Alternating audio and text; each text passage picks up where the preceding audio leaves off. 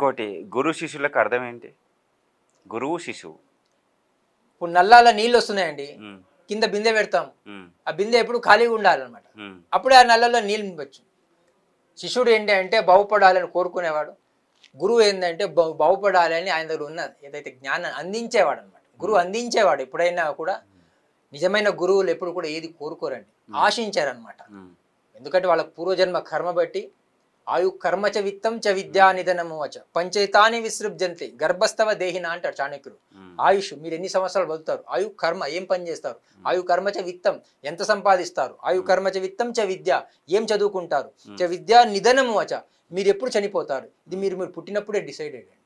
దీన్ని ఎవరు మార్చలేదు. దేని బట్టి? కర్మ బట్టి అనమాట. ఎందుకంటే ఇప్పుడు బ్యాంకుకి వెళ్ళి మీరు ఏటీఎం కార్డు పెట్టారనుకోండి, డబ్బులు వస్తాయండి? ఎప్పుడు వస్తాయి? బ్యాలెన్స్ ఉంటే వస్తుందండి. చాలా మంది అంటారు పిన్ను కొడితే వస్తుంది అని. పిన్ను కొడితే రాదండి, బ్యాలెన్స్ ఉంటేనే విత్డ్రా అండి. డబ్బులు ఉంటే వస్తాయి. కాబట్టి ఈ జన్మలో మనం ఏదైనా మంచి చేస్తున్నామంటే ఇది గత జన్మది మనం విత్డ్రా చేస్తున్నాం. కాబట్టి వచ్చే జన్మకి ఏంటంటే ఈ జన్మలో మంచి పని చేయాలి. పరోపకారార్థం ఇదం శరీరం. ఈ శరీరం ఎందుకు అంటే 10 మందికి ఉపయోగపడాలన్నమాట. సృష్టిలో ఏది కూడా తన గురించి బతకట్లేదు, అవి ఇతరుల గురించే బ్రతుకుతుంది. మనుషులు పాపాలు చేస్తే పలు రకాలుగా పుడతారు, జంతువులు లాగా పశువులు లాగా పుడతారు అంటే నిజమేనా? 100% అండి వచ్చే జన్మ. అనుకోకుండా ఒక ఆయన రాజుగారి దగ్గర ఒక కుక్క వచ్చి ఏదో కంప్లైంట్ చేద్దామని వచ్చిందంట. రాజుగారి మంత్రి వాళ్ళ దగ్గర కుక్క ఏందని పట్టించుకోలేదంట. 2వ రోజు మళ్ళీ వచ్చిందంట కుక్క, అప్పుడు పట్టించుకోలేదంట. 3వ రోజు మళ్ళీ వచ్చిందంట. ఆ రాజుగారు చెప్పారు ఆ కుక్కని తీసుకురొచ్చారు. సమస్య ఏంటి అన్నారంట. ఈ మనిషి నాకు ఇబ్బంది పెడుతున్నాడండి.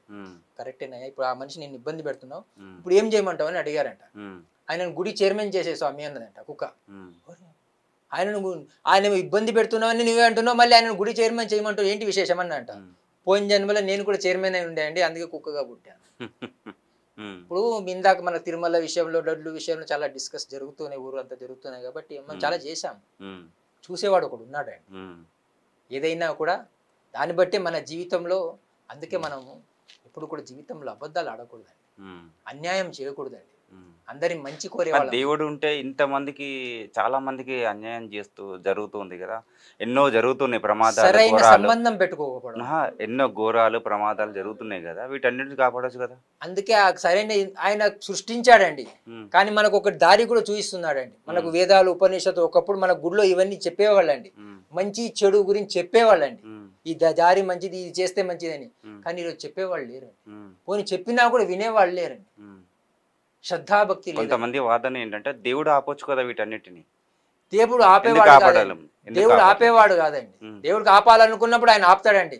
రాముడి రూపంలో వచ్చారు, తర్వాత ఆయన కృష్ణుడి రూపంలో కూడా వచ్చాడు. ఎందుకంటే యథా ఇందాక చెప్పాను, ఏదైతే అన్యాయం పెరుగుతున్నా కాబట్టి దేవుడు అంటే ఏదో డైరెక్ట్ రాడండి, ఏదో మీ రూపంలో ఇంకో రూపంలో ఏదో ఒక రూపంలో వస్తూ ఉంటారు. కాబట్టి ఆ గురువు రూపంలో వస్తుంటారు. కాబట్టి దేవుడు అనేవాడు ఒకడు ఉన్నాడు అనేది విశ్వాసమే చాలా పనిచేస్తుంది. కానీ మంత్రానికి చాలా శక్తి ఉంటుంది. మననాత్ రాయితే ఇతి మంత్రం అనమాట.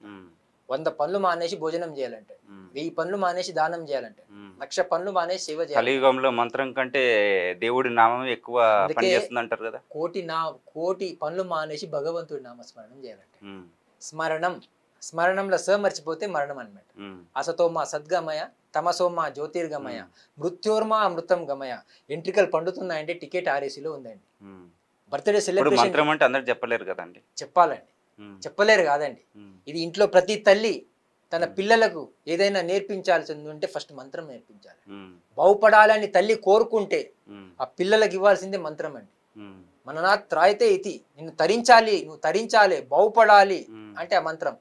నేను అనుభవంతో చెప్తున్నానండి, నేను పెద్ద చదువుకున్న వాడిని కాదండి, కానీ నా అనుభవంతో చెప్తున్నాను. నియమాలు అవి పాటించాలంటారు. పాటిస్తే మంచిదండి. ఎవరి గురించి అండి? మనిషి అన్నవాడు ఒక పూట తినాలంట.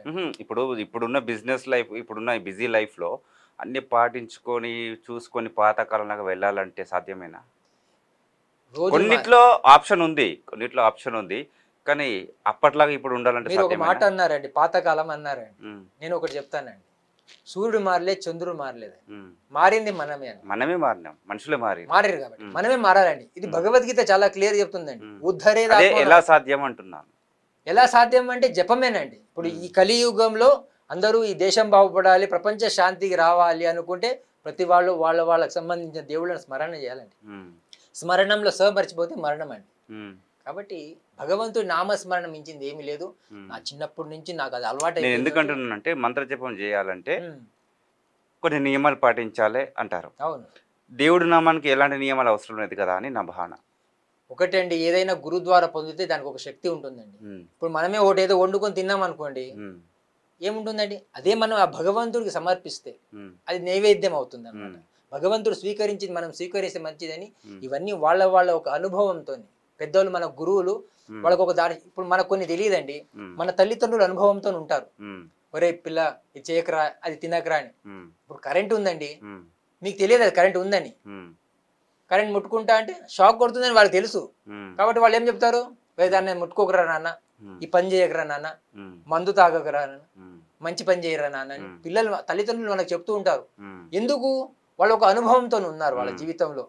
వాళ్ళకు కొంచెం జీవితంలో అనుభవం వచ్చింది, వాళ్ళు తప్పు చేశారని వాళ్ళకి ఒకటి ఉంటుంది.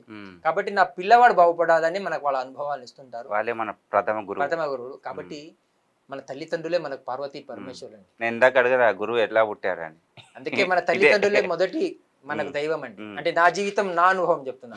కాకి కూడా అన్నం పెట్టకుండా కోట్లు సంపాదించే వాడి కన్నా, కూటికి లేకున్నా కన్న తల్లిదండ్రుల సేవ చేసేవాడే కోటీశ్వరుడు. డబ్బులు ఇంపార్టెంట్ కాబట్టి విశ్వానికి గురువు ఎవరు?